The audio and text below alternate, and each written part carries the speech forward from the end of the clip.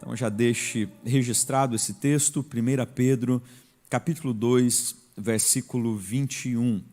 Diz assim, ó, porquanto para isto mesmo fostes chamados, pois que também Cristo sofreu em vosso lugar, deixando-vos exemplo para seguirdes os seus passos. Deixando-vos exemplo para seguirdes os seus passos. Esse texto, ele, na verdade, já lança luz ao que nós estaremos tratando nessa noite, exatamente sobre a realidade do que é ser um modelo, ou do que é ser um padrão, um exemplo, uma inspiração. Aqueles que acompanharam as Copas, ou acompanham a Copa do Mundo, provavelmente vai lembrar desta imagem aqui. Você lembra dessa imagem? Lembra aí, os homens, principalmente, né? Gente, final de 2002, 2002, a final, não é, entre Brasil e Alemanha, e o Ronaldo, fenômeno mais conhecido, um dos melhores jogadores daquela época da nossa seleção, resolveu inovar e fez esse corte de cabelo. Um corte ridículo demais, não é? Merecia aí quase que cadeia, uma atrocidade estética contra os que têm cabelo, mas ele fez exatamente esse corte, a seleção vai para a final e acaba vencendo a Alemanha, inclusive com gols de Ronaldo. A partir exatamente daquele dia, o que você mais percebeu nas ruas e nas escolas? Você lembra? Era exatamente pessoas com aquele mesmo corte de cabelo. Então, eu tinha, na época, 12 anos de idade, e eu lembro que na nossa escola o que mais tinha era moleque com esse corte de cabelo, mas horrível demais, mas estavam se achando os fenômenos da época, colocavam uma chuteira, iam para os campos de futebol, e a inspiração era exatamente Ronaldo, o fenômeno. Porque ídolos, e aí aqui existe uma percepção para nós, ídolos são aqueles ou aquelas que influenciam aqueles que os seguem a imitarem os seus passos. Exatamente por isso que hoje você vai ter aí alguns influenciadores digitais que cobram absurdamente valores astronômicos para realizarem uma única postagem, comendo um tipo de comida, vestindo um tipo de roupa. Por quê? Porque a partir daquela postagem, a partir daquela propaganda, inúmeras pessoas estarão adquirindo aquela roupa, vestindo como se vestem, indo aos locais que eles estão indo ou se alimentando das comidas que eles estão mostrando naquelas publicações. Agora, perceba o seguinte, aqueles que imitam os ídolos, eles na verdade não apontam para si, eles sempre apontam para aqueles aos quais eles estão imitando. Então, toda vez que nós olhamos para alguém com esse corte de cabelo, na nossa mente já vem a figura de Ronaldo, Copa de 2002, porque foi ele exatamente o idealizador desse corte de cabelo. Todo o imitador, todo o seguidor de um ídolo ou de uma referência, na verdade, ele está apontando para aquele no qual ele está seguindo. Então nós poderíamos frisar que o ídolo é aquele que produz ações ou pensamentos originais, ao passo que o imitador, ele procura ser autêntico ao seu ídolo. Então há uma diferença aqui. Por exemplo, quando Paulo está escrevendo aos cristãos de Corinto, no capítulo 11, ele vai dizer o seguinte, sejam meus imitadores. Se Paulo parasse aqui, nós teríamos um problema doutrinário, porque Paulo estaria se colocando como referência máxima. A grande questão é que Paulo segue o texto dizendo, sejam meus imitadores como eu sou de Cristo. Então aqui nós temos exatamente esta compreensão. Paulo sendo um imitador autêntico de quem? De Cristo. Então, quando a igreja de Corinto olhava para a vida de Paulo, eles encontravam um seguidor autêntico que, a partir da sua vida, da sua fala, dos seus ensinos, estava apontando diretamente para a vida de Cristo. Então pense comigo, já nesta introdução da nossa reflexão, qual é a maior prova de que de fato estamos imitando a Cristo? Eu e você não podemos nos levantar, olhar no espelho e falar, eu sou um imitador de Cristo autêntico. Não, pastor, não, você pode até fazer isso, mas isso não é garantia que de fato você está imitando a Cristo. Porque veja, um imitador é aquele que está apontando para o seu ídolo ou para a sua referência. Então, se eu não for autêntico na minha imitação, logo eu não sou um imitador de verdade ou de fato. Então veja, a maior prova de que Cristo é o meu modelo e que eu estou o imitando é exatamente quando as pessoas que estão à minha volta conseguem olhar para a minha vida e perceber Cristo nela. Se as pessoas que estão à minha volta olham para as minhas ações, para a minha fala, para a minha filosofia de vida, para a maneira como eu trato os meus familiares, como eu me relaciono nas minhas relações, sejam familiares ou sociais, se estas pessoas, ao olharem para mim, perceberem que eu estou apontando para Cristo, então sim, significa que de fato eu sou um imitador de Cristo. Então, assim, para a gente iniciar de maneira bem pedagógica, pergunte para quem está ao seu lado, as suas ações revelam Cristo?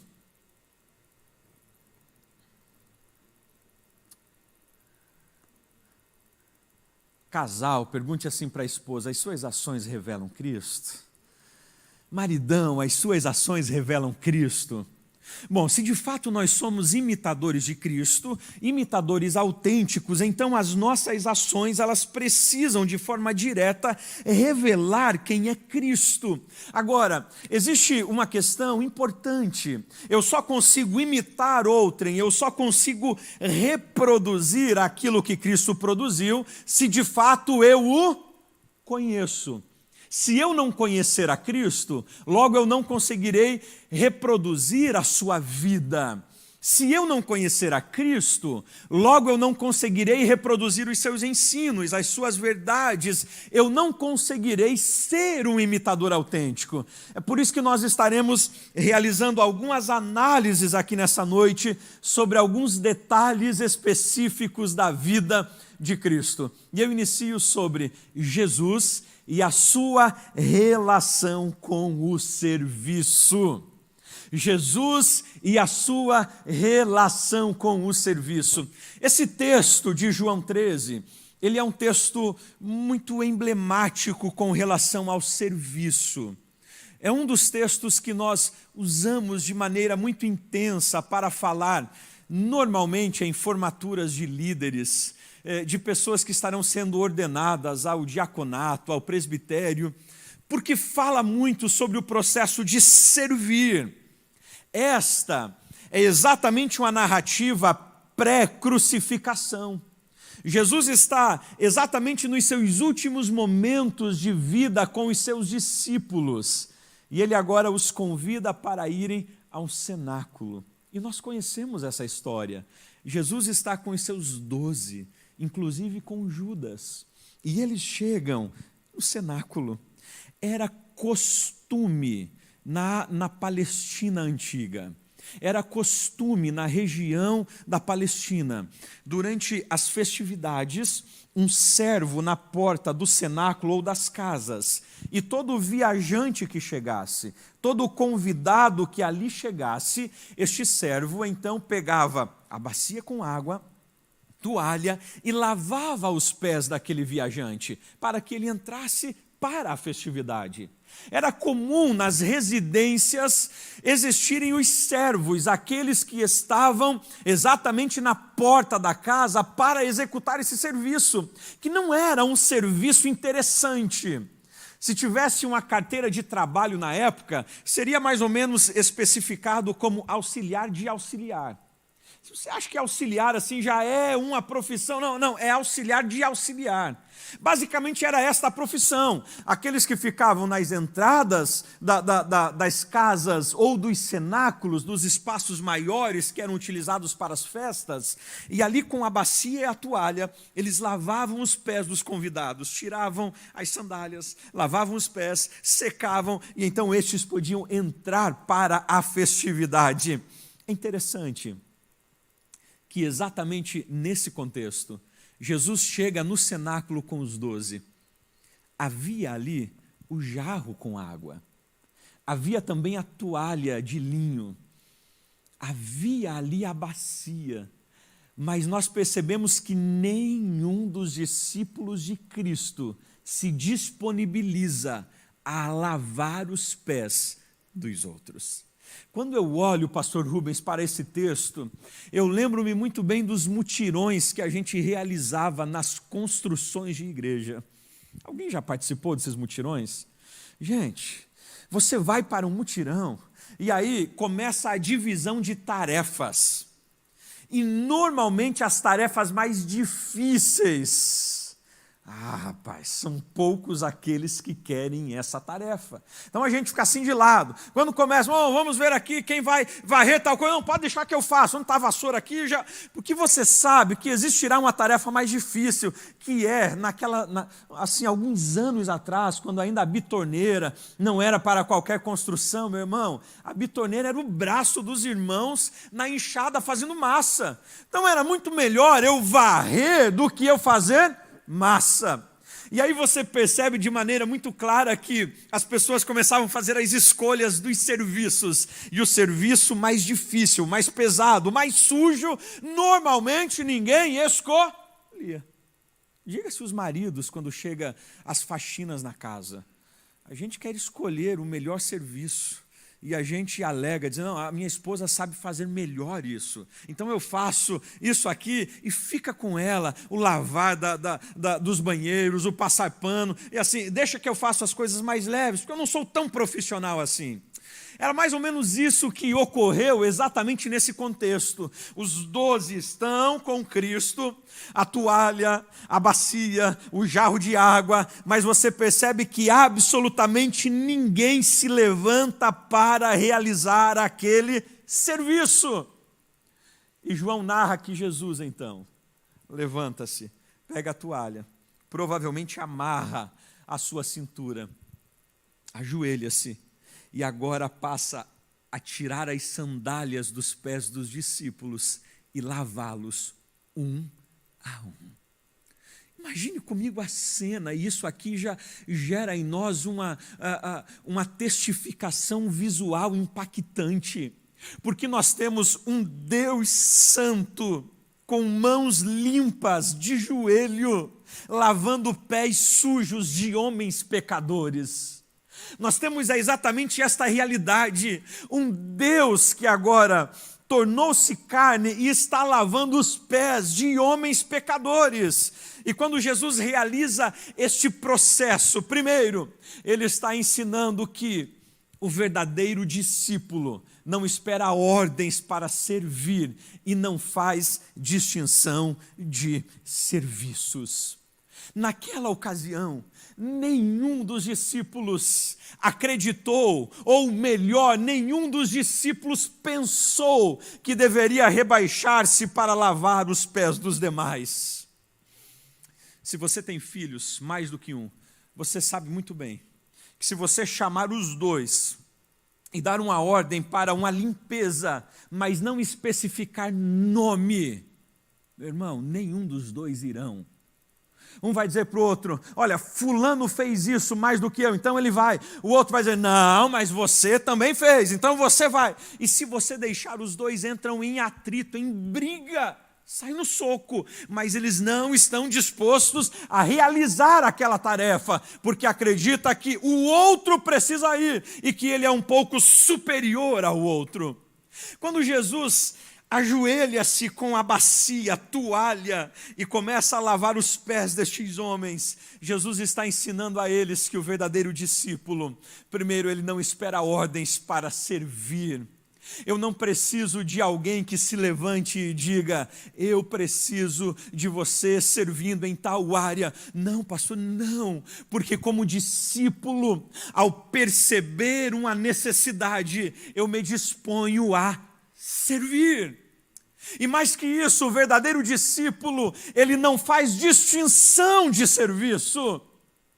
A distinção de serviço é exatamente a aplicação naquilo que eu acredito ser não apenas capaz, mas merecedor em fazê-lo, e aquilo que eu acredito que não está na minha posição, mas na posição de outrem.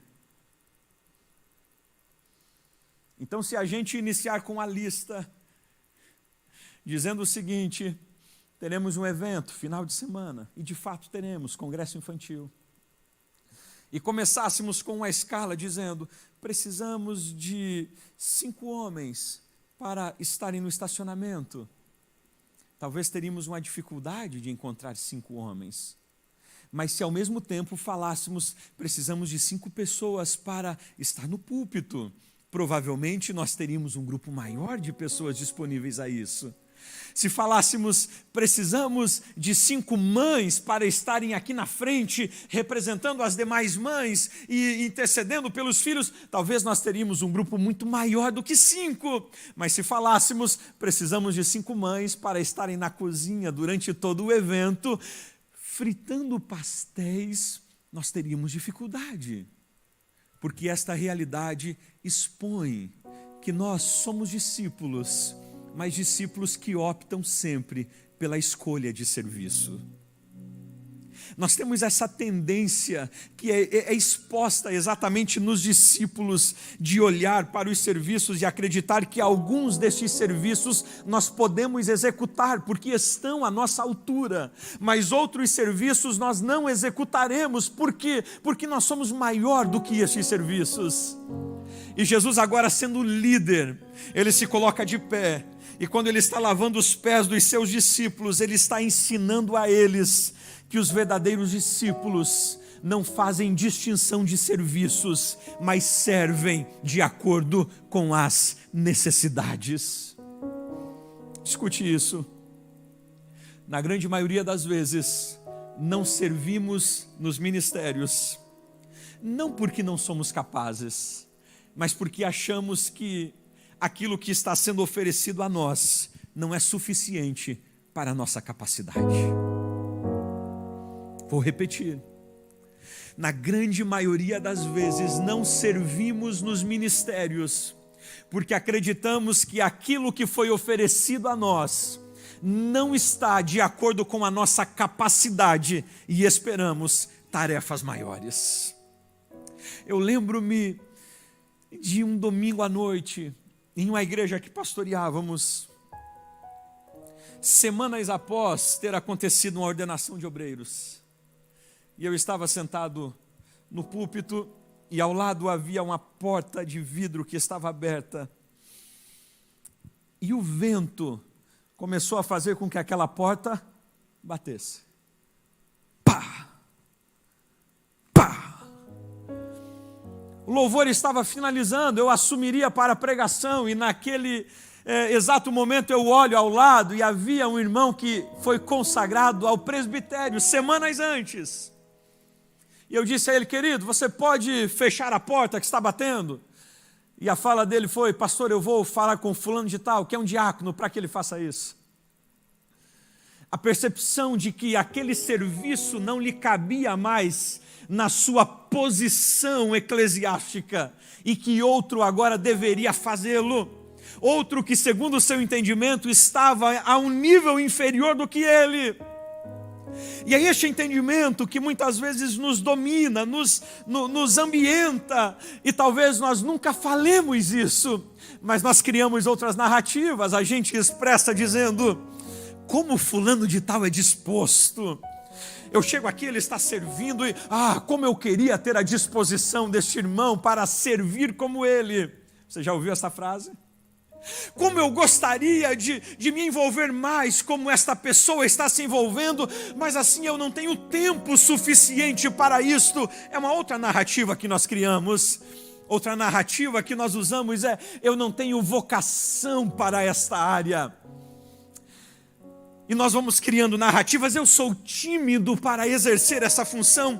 Mas essas narrativas nada mais são do que uma tentativa nossa em distinguir serviços e dizer: este serviço não está à minha altura, mas quando este que eu acredito estar à minha altura for oferecido, então eu me disponho a realizar.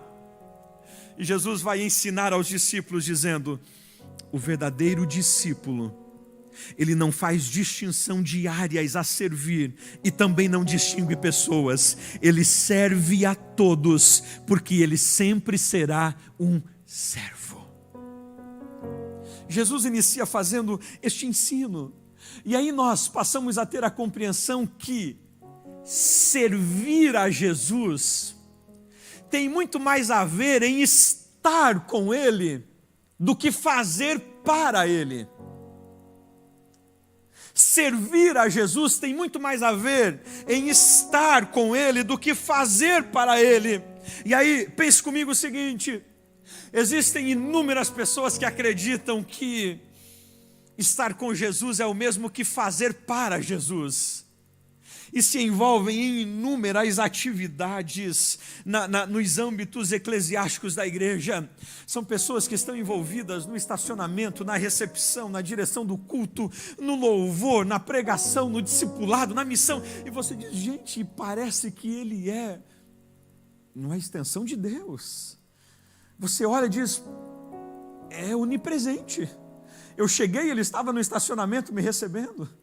Quando eu cheguei aqui, ele estava na porta da igreja me dando bem-vindo. Quando realizaram a abertura do culto, ele estava aqui tocando um instrumento. E agora ele dirigiu o culto e ainda pregou. Gente, este homem ou esta mulher, ele é um semideus. Ele consegue estar em todos os lugares ao mesmo tempo. São pessoas que acreditam que o muito fazer para o Senhor significa que é estar com o Senhor. E isso é uma grande mentira. Esta é uma grande falácia que o diabo quer que a gente acredite. Acredite que estar trabalhando em volta da mesa é o mesmo que estar na mesa com o Senhor. E aí nós temos inúmeros cristãos que se envolvem em inúmeras atividades durante os seus anos de vida, sem contudo nunca, de fato, terem se envolvido com o Senhor das atividades. São homens e mulheres que vivem uma vida de intensa prática religiosa, sem contudo terem tempo para estarem com o Senhor da prática religiosa. E Jesus nos traz esta realidade quando, por exemplo, ele fala com Marta e Maria. Marta acreditava que deveria apenas servir ao Senhor. Marta estava fazendo para o Senhor. E ela é corrigida por Cristo quando Jesus aponta para Maria, que estava com o Senhor. As duas estavam no mesmo ambiente.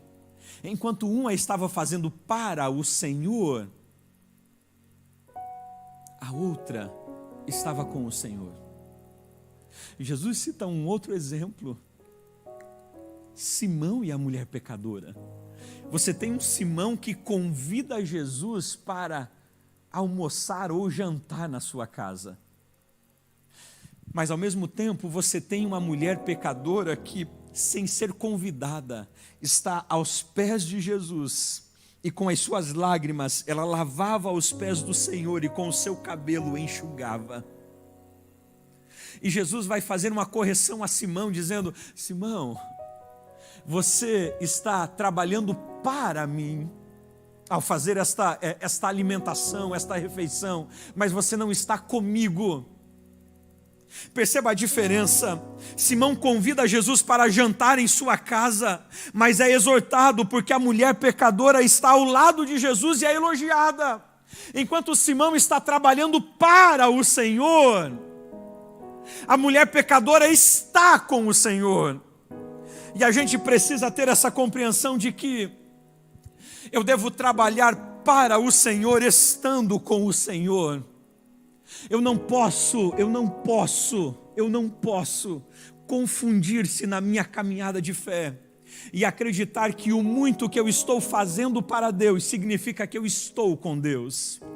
Podemos estar fazendo muito para o Senhor, sem contudo não estar sentado com Ele.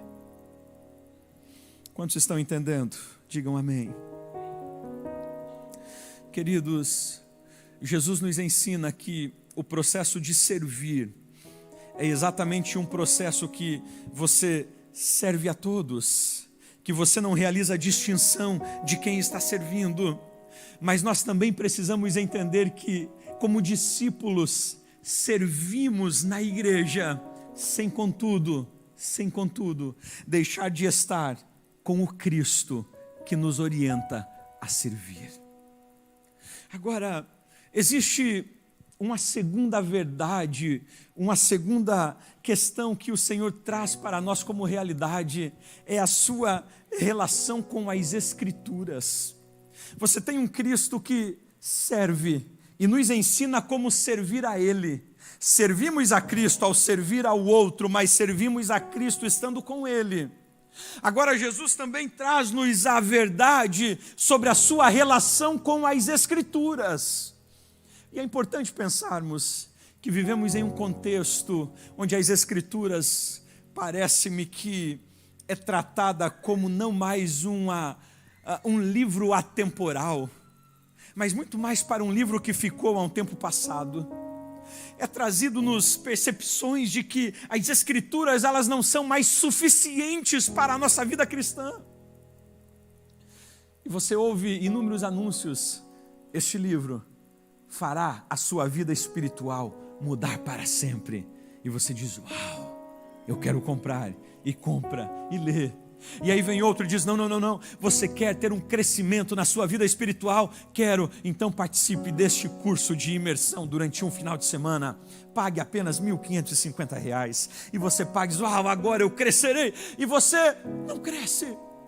Não é este o caminho. Veja, você precisa comprar isto, você precisa participar disto, e então a sua vida será revolucionada.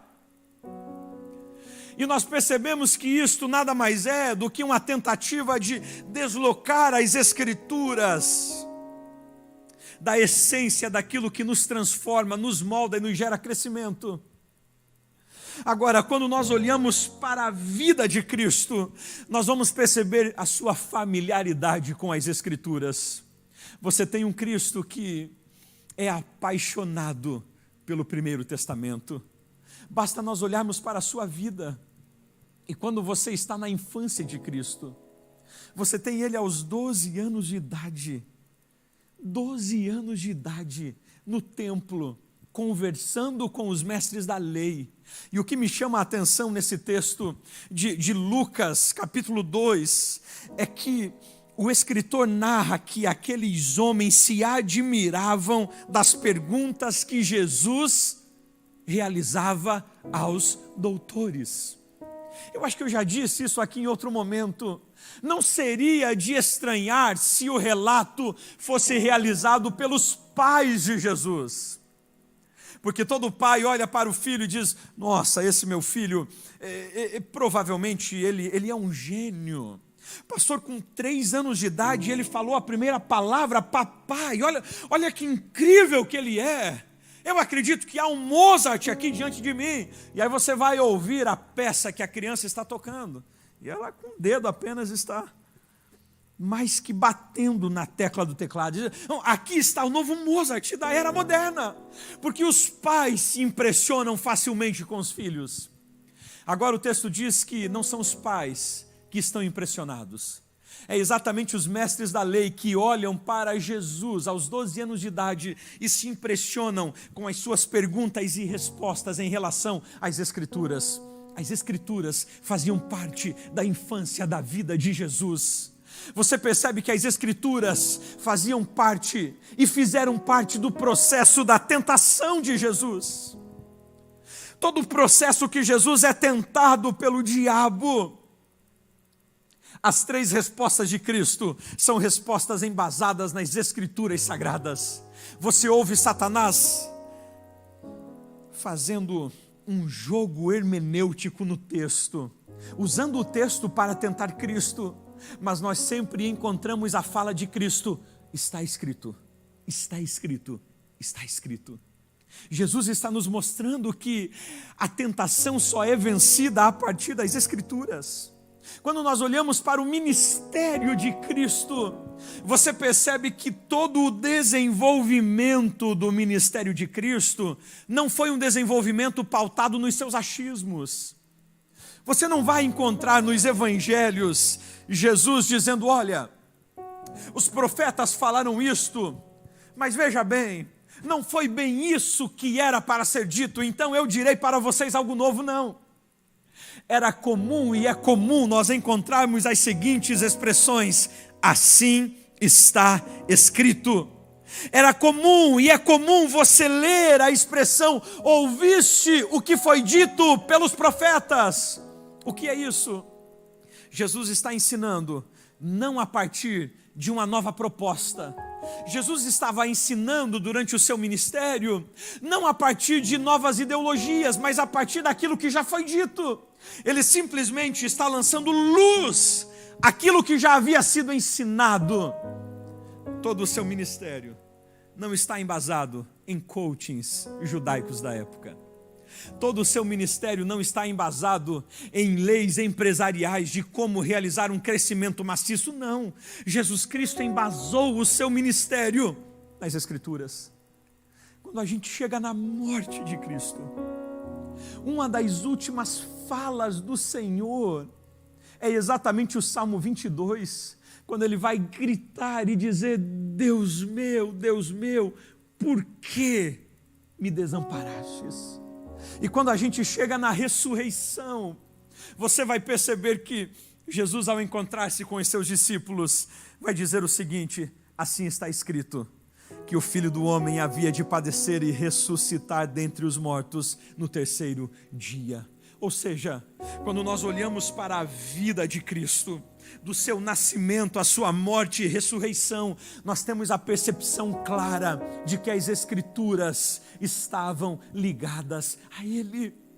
E aqui Jesus nos ensina de maneira muito pedagógica que a vida de Jesus estava inteiramente embasada nas Escrituras Sagradas.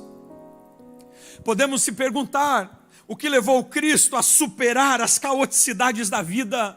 O que levou Cristo a superar o seu mundo selvagelesco? O que levou Cristo a resistir às afrontas, às perseguições? O que levou Cristo a resistir às calúnias, às opressões, às zombarias? O que levou Cristo a não desviar-se do seu propósito? E nós entendemos que é exatamente a sua vida que estava embasada nas Escrituras Sagradas. E porque a sua vida estava embasada nas Escrituras Sagradas, ele permaneceu mesmo diante as circunstâncias contrárias. Jesus nos ensina aqui o elemento necessário para a nossa permanência. A nossa permanência como discípulos não está nas amizades que realizamos. A nossa permanência como discípulos de Cristo não reside na igreja onde nós frequentamos ou nos círculos onde estamos inseridos, mas onde a nossa vida está embasada. Quando a nossa vida está alicerçada em Cristo, independente das circunstâncias, nós temos a consciência que permaneceremos, porque não é a nossa força, não é a nossa capacidade, não é o nosso intelecto, não é a nossa maneira rápida de raciocinar, de resolver os problemas, mas é exatamente o solo onde estamos firmados, é exatamente este solo que nos dá garantia de permanecermos independente das circunstâncias. Jesus nos ensina: as Escrituras eram o conteúdo da sua fala. Gente, isso é incrível. você lê os evangelhos de Mateus a João e você percebe que absolutamente todas as falas de Cristo eram o texto sagrado. As expressões de Cristo eram expressões que referiam-se ao texto sagrado. Jesus ensina pelo texto sagrado, Jesus se relaciona a partir das escrituras sagradas. As escrituras sagradas eram o conteúdo de fala de Cristo. Aquilo que Cristo falava, aquilo que Cristo ensinava, aquilo que Cristo praticava, aquilo que Cristo pregava, aquilo que Cristo vociferava, eram as escrituras sagradas. Jesus está trazendo a nós a consciência de que o conteúdo dos nossos relacionamentos não devem ser outros a não ser as escrituras sagradas. Qual é o conteúdo da nossa fala? Qual é o conteúdo das nossas conversas? Qual tem sido o conteúdo dos nossos relacionamentos?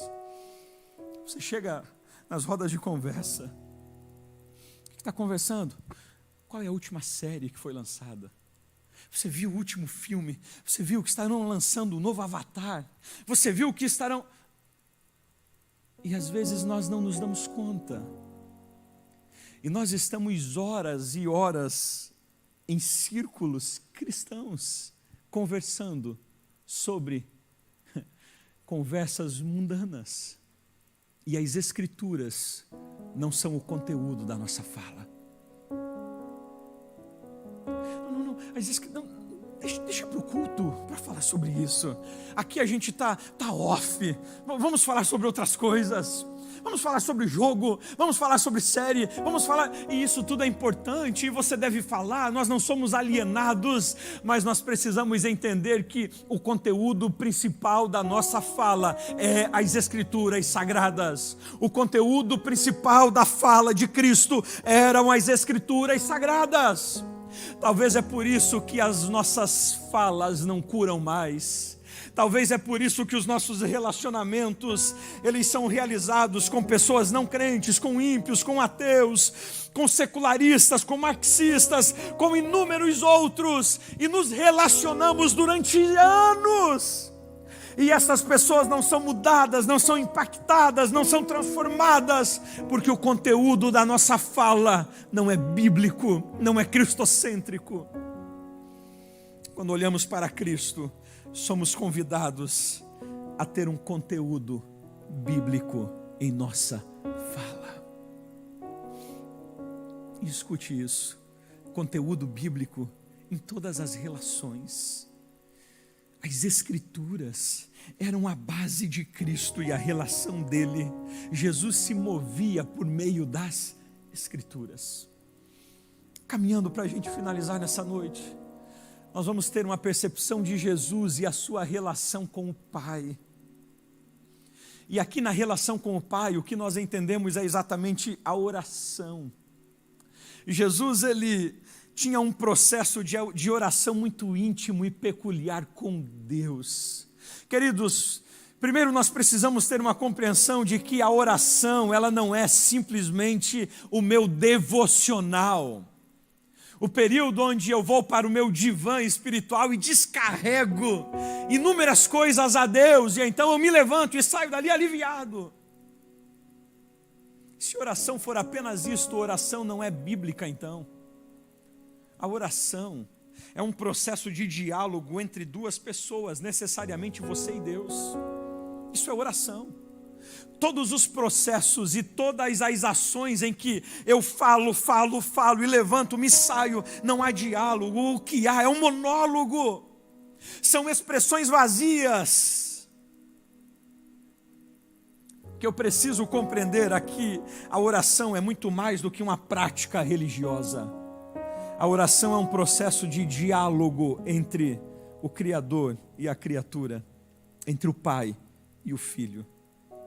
E quando eu olho para esse texto de Marcos, ele é muito claro com relação à maneira que Cristo se relacionava com o seu Pai. Isso é tão intenso que nós encontramos em alguns momentos os evangelistas narrando, e Jesus retirou-se e foi para o deserto orar. Nós encontramos textos que trazem-nos essa verdade de um Cristo que precisa fugir da multidão para estar a sós com o Pai. E nós às vezes dizemos: não, pastor, se você soubesse a minha vida é uma loucura. Eu trabalho 8 horas e meia, 9 horas por dia. Eu tenho filhos, eu tenho família, eu tenho esposa, eu tenho faculdade, então não há tempo para isso. Eu te convido a olhar e ler os evangelhos e a vida de Cristo.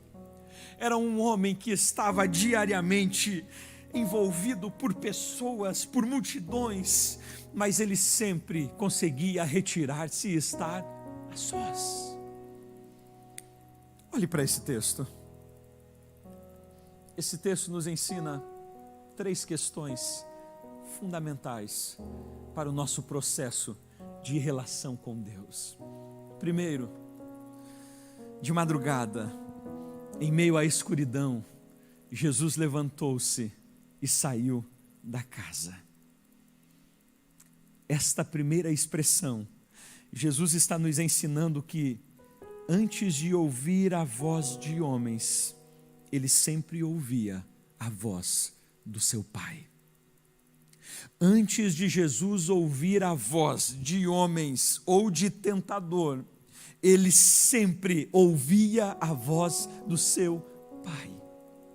Antes de Jesus ouvir a voz do diabo no deserto, ele já havia ouvido a voz do seu Pai. Antes de Jesus ouvir a voz dos seus familiares lhe criticando no início do seu ministério, ele já havia ouvido a voz do seu Pai e do seu propósito. Antes de Jesus ouvir a voz de Pedro, o incentivando para que ele desistisse da cruz, ele já havia ouvido a voz do seu Pai sobre o seu propósito. Antes de ouvir a voz dos soldados lhe zombando, ele já havia ouvido a voz do seu Pai.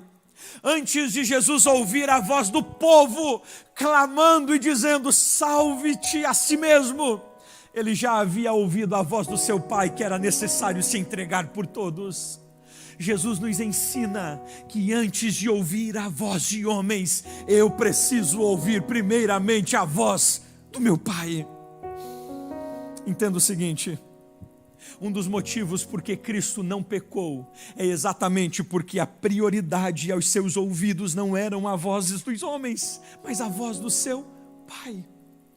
E a voz a que nossos ouvidos se inclinam é a voz que terá domínio sobre nós e sobre o nosso coração. Repito, a voz que os nossos ouvidos se inclinam é a voz que terá domínio sobre a nossa vida e sobre o nosso coração. Jesus prioriza a voz do Pai e é certeiro e não peca. Você tem Adão e Eva que preferem a voz da serpente do que a de Deus e comem do fruto e pecam.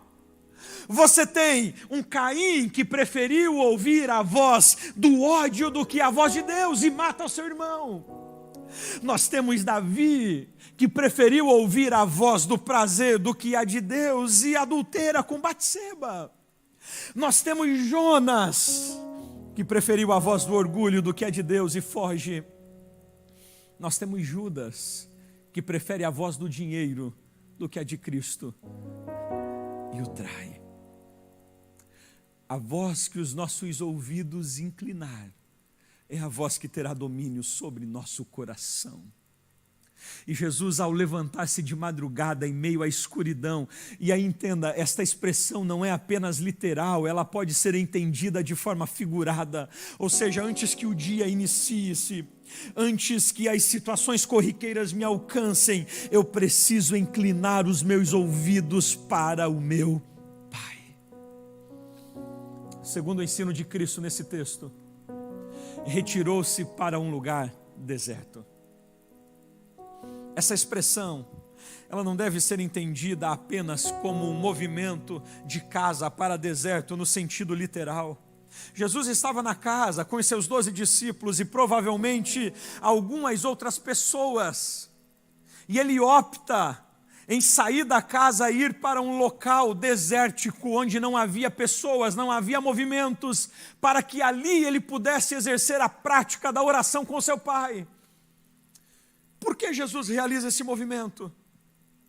Esse movimento nos ensina que a oração deve ser um processo de sinceridade e não de maquiagem. Entenda comigo isso. Eu lembro que quando, na infância para a adolescência, o pastor na época ligava, e aquele telefone gigante lá de casa tocava, e os pais atendiam, e ele falava o seguinte: olha, hoje depois do culto, a gente vai aí jantar na casa de vocês. Alguém lembra disso? Que movimento acontecia? Os nossos pais nos faziam de escravos, e a gente precisava começar a limpar a casa, organizá-la. Aquele copo que você tanto desejava era colocado na mesa. Aqueles pratos tão lindos, os talheres, os melhores, porque estaria recebendo o pastor. Você lembra disso? Gente, a Coca-Cola tão desejada vinha para a mesa, e você celebrava aquilo, porque estava oferecendo o melhor. Só que aquilo não era rotina, aquilo era algo esporádico. Rotina seria na casa de outros, talvez, mas não na nossa, e talvez de muitos aqui. E hoje nós entendemos que essa prática ela não deve ser praticada, mas até hoje a gente faz isso ainda.